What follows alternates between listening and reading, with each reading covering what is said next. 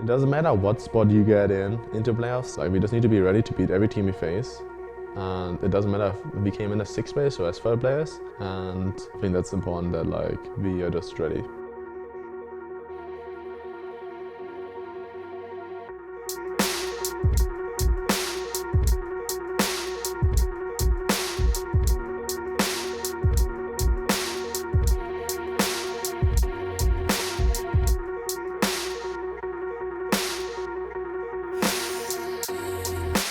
Team atmospheres have been very serious. Everybody's nose to the grindstone, excited, the kind of nervous energy that goes along with, the big elimination matches. I mean, the pressure is on, and so the guys are doing a lot more in scrims. In a best of series, you can lose an early game, and then it's really worth tryharding through the end just in case you can scrap away another win off of an opponent's mistake. During the split, when you're practicing for best of ones for a specific comp, you just kind of like practice very limited things throughout the remainder of the game, but this week people have been practicing essentially trying to close out instead of trying to practice combinations or communication things or set plays, stuff like that. So the nice thing about working with Irene is he's kind of always preparing the team for best of fives. If we win best of ones along the way, that's great. We prep those on Friday before we go into the weekend. But really what we want to do is make sure that we have the ability to adapt to style during a best of series. That's something that Irene we do on a week-to-week basis, which is why I think that we're going to turn out to be like a best of 5 team more than we are a best of 1 team, if that makes sense. We kind of train the same way as Team Liquid and TSM a little bit. We're kind of just like training the traditional meta in a flexible way.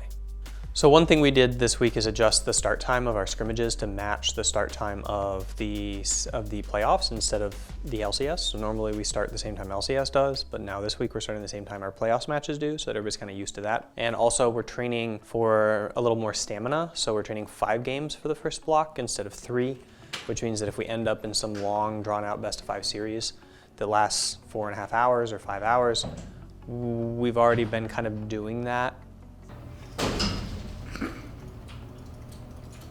Whoops.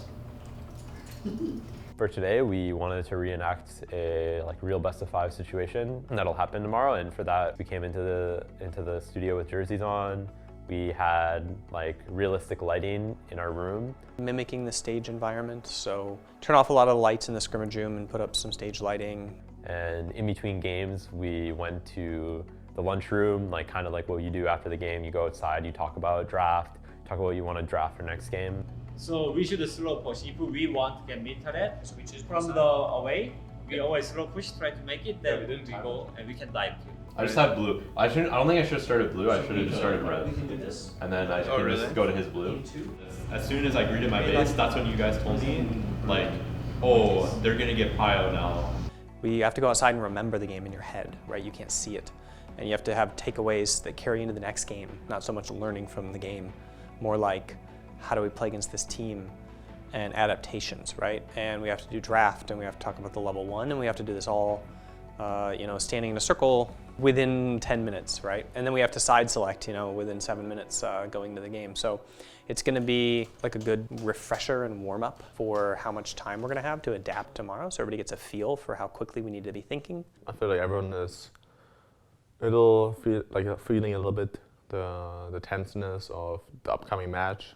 I don't think OpTic is gonna be an easy opponent, but I played a lot of best of 5s. I'm pretty confident in myself and in my team, and with the experience I have or we have, I think we can do a lot. Everybody who looks at OpTic knows what OpTic is. The fact that they're transparent doesn't do anything to take away from how strong it is when it's on the Rift, and I hope that we're ready.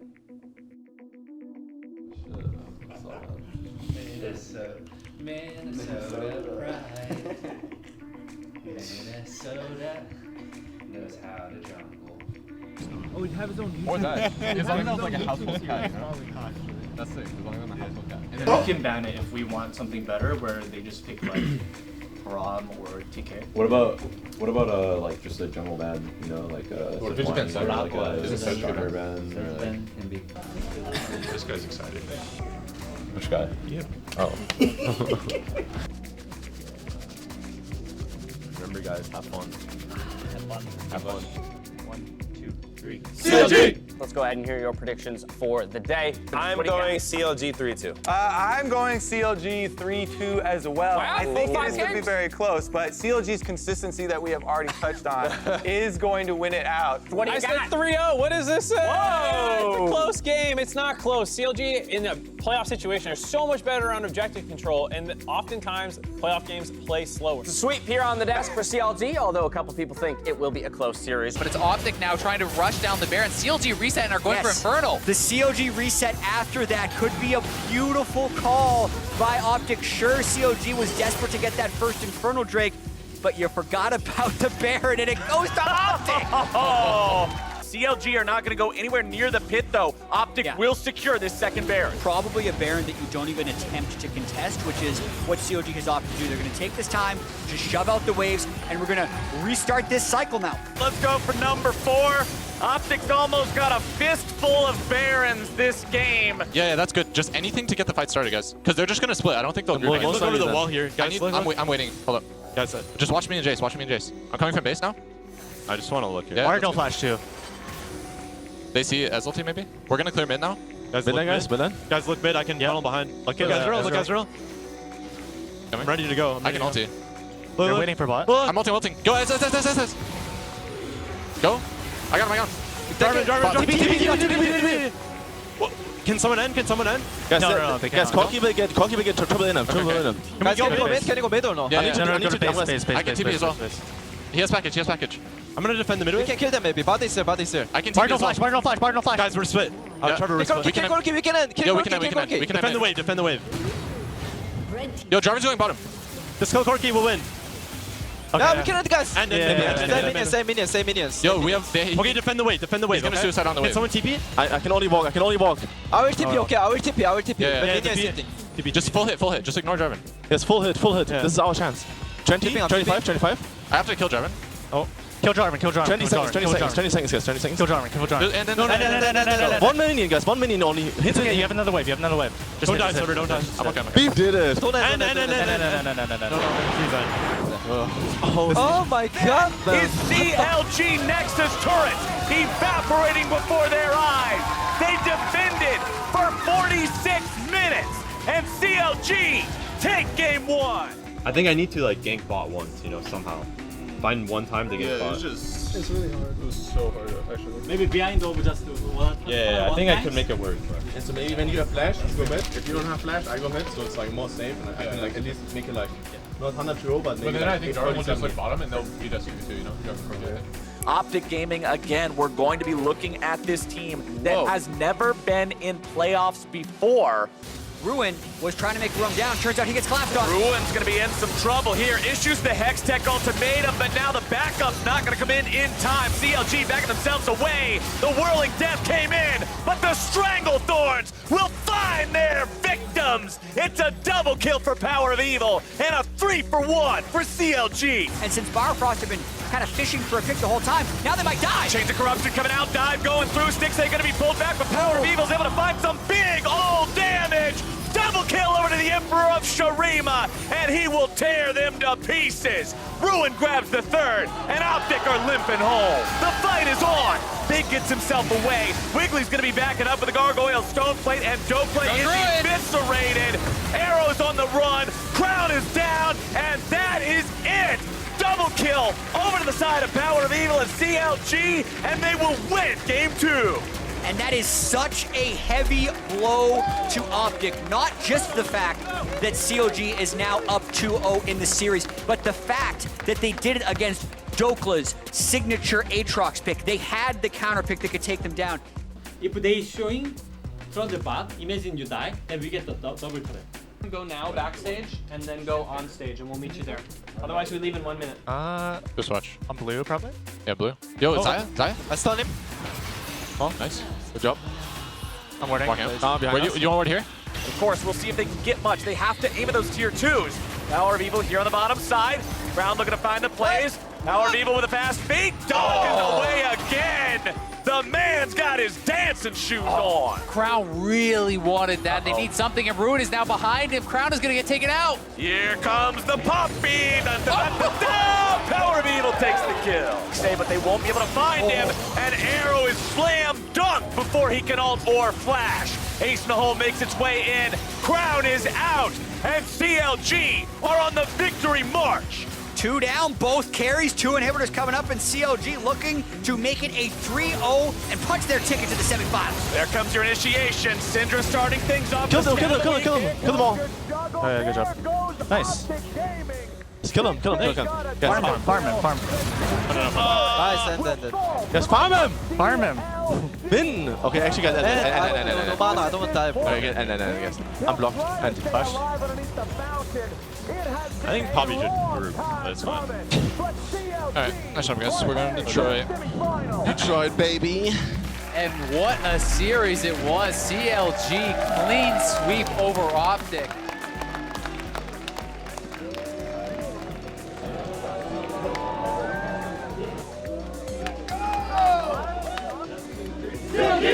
Biofrost, Power of Evil, congratulations on the victorious win for CLG. I don't know how we won with this draft. I'm really happy about it that we turned it around and got the win, and I feel like after that we just had the momentum and we just kept it going. I was going on him like every time in trade. You were trying so hard to get a kill too. I was so close, man. I was running so hard, be on him and Q running, you know, like so he can't E me, you know. That was a good representation of us in the first game. Get it? Yeah. That was us first game. Well, Tristan was like playing pretty well, and then he like lived because he dodged like a rocket, and I'm like, okay, Quirky's for sure dead, he has no flash. And then Tristan walks back up with like 1 HP, like at any moment he could just die to just try to get the kill, like there's no reason to do it. Just consistently saying like, don't do it, I'm like, man, but I really want that kill, you know? I think obviously it's pretty good since we went 3-0, but people are still looking at their own mistakes and what they can do better. I think our semifinals match is versus C9 is going to be pretty difficult, but I do think that we can take it over them. I'm just counting on our team being able to adapt in the series if we do end up making mistakes. Should expect some fun team fighting because C9 likes to do that, and we'll try to tame that. I think that C9's a hurdle. If we leap C9's hurdle, then the sky's the limit in terms of the finals versus Team Liquid or Clutch. So the way you prepare for a best of 5 is just making sure that you have flexibility in draft. You have to have at least some champion you're going to play against something if it gets into the game. You just prepare for flexibility in your draft, and you prepare answers to things that you might have to unban. You repping Big C's today or what? Big C's, not Little C's. Little C's is Cloud9. We're Big C. Big C's. Maybe in the camera it's reversed. Big C. We need that juice. We got the rundown. Bananas is that juice. I'm telling you, Jack. Like they were fine up until Rift Rivals, then they scrimmed us, and then it was over. They never got their mojo back. A normal scrim week during the split looks something like Blockbuster team on Tuesday and Thursday, and then on Wednesday and Friday we have these kind of like maybe teams that are lower than us in the standings. So you kind of like have a half and half schedule where you have an expectation of winning some games and you have an expectation of having a challenge on some days. But now it's just like only the teams that are remaining in playoffs, all of which are really good. And so it actually feels like a more intense schedule. What do you want me to go, Conqueror or 3DA? Cloud9 is Cloud9, so it's going to be a little rough, but I think this is like a big test for our season. What do I want to happen? That might be the worst question you've ever asked. I want to win. How are you feeling, Taco? It's like me going out with a girlfriend and then seeing my ex and then seeing them interact with CLG versus Cloud9. So my official title is Head of Data and Analytics, and a lot of the things I've been helping the team out with is automating the reports and accumulating data that would be valuable for our team so that our coaching staff, Brandon, Weldon, and Irene can really focus on improving the mechanics and a bunch of different things with the team. I think realistically, Cloud9 is a really strong team. They know what they want, and they play their strengths, so they're a really tough team to beat. We find ourselves today in another elimination match. Another match that could end our season. This is a tournament.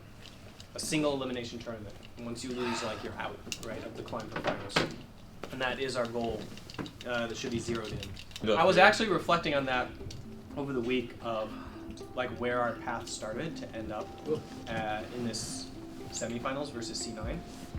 And I wanted to talk a little bit about that because it's really a puzzle that involves all 5 pieces on this team. 1, 2, 3. CLG!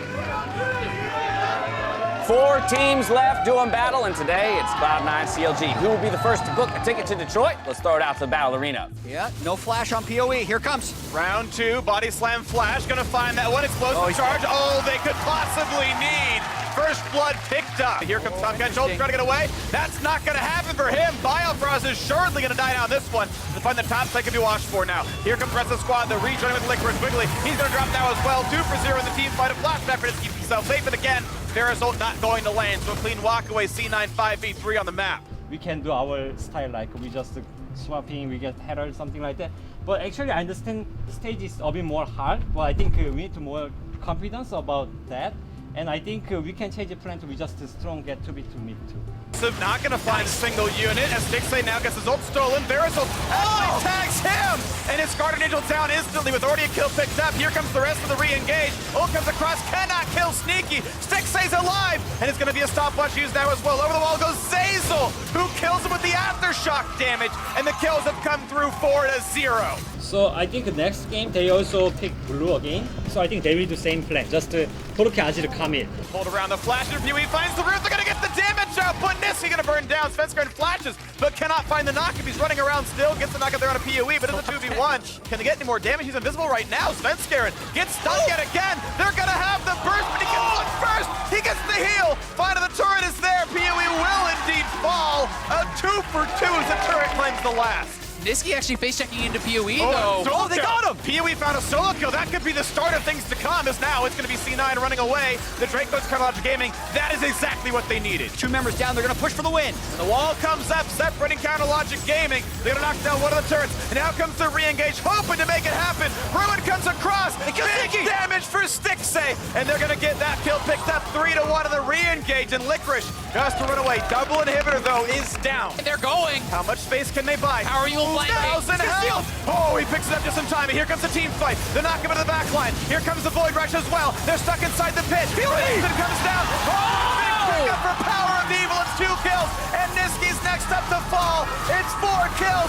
It's only Licorice. Do you believe it? It looks like CLG have done it. Licorice will fall. 45-second respawn timers.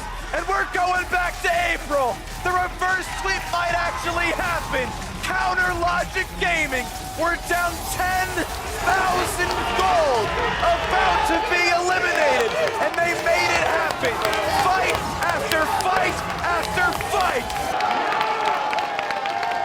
Every time I'm trying to fight, like it's like fast fight, you know, like I'm like so pressured. 2-0 convincingly, nearly 3-0 convincingly, and then the comeback game for CLG made it a lot closer, so we've got 1 or 2 more games to play. A little ways to go for Ruin, but big damage is found right there. He's gonna flash in, he finds it, he gets the damage, and Ruin answers back a solo kill. Oh, Oriana Shockwave. That Shockwave is good damage. That's gonna be a hit to the wall though. There's the trade, and the ult comes across. They're fighting in other lanes as well. It's a 1-for-1, make it a 2-for-1, as the bot lane is also fighting back and forth. Nisky's still over the wall.